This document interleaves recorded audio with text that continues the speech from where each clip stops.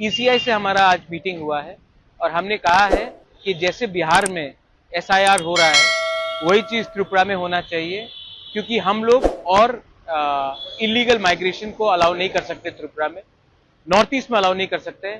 और जैसा चल रहा है हमारे स्टेट में, अगर इलीगल माइग्रेशन चलते रहेगा तो ज्यादा दिन दूर नहीं है जब हमारे तिपरासा लोगों को अपना सर्वाइवल और एग्जिस्टेंस के लिए भीख मांगना पड़ेगा। तो हम लोग सब आए थे ईसीआई और हमने क्लियरली बात कहा है कि आप कुछ कीजिए वरना सिचुएशन हाथ से निकल जाएगा, और अगर हाथ से निकल गया तो भविष्य में हमारे देश के लिए खतरा है, हमारे लोगों के लिए खतरा है, और हम लोग अपने हानि बुसा अपने तिपरासा को हम लोग उनके साथ गद्दारी नहीं कर सकते हैं।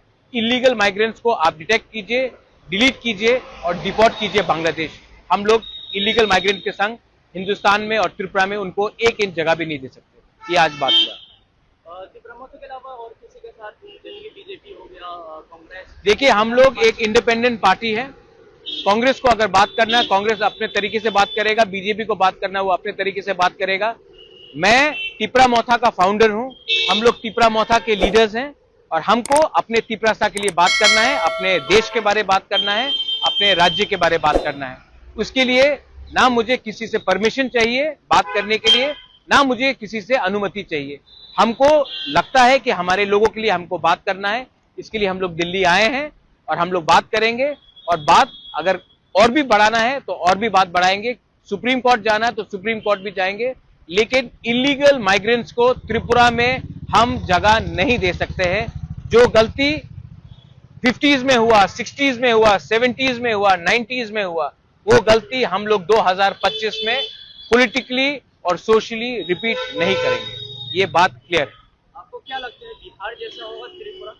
इलेक्शन कमीशन ऑफ इंडिया ने हमारे मंत्री को, हमारे एमएलए को, हमारे लीडर्स को, सबको कहा है कि एसआईआर जो बिहार में हुआ है वो पूरे इंडिया में होगा और उसमें त्रिपुरा में भी होगा।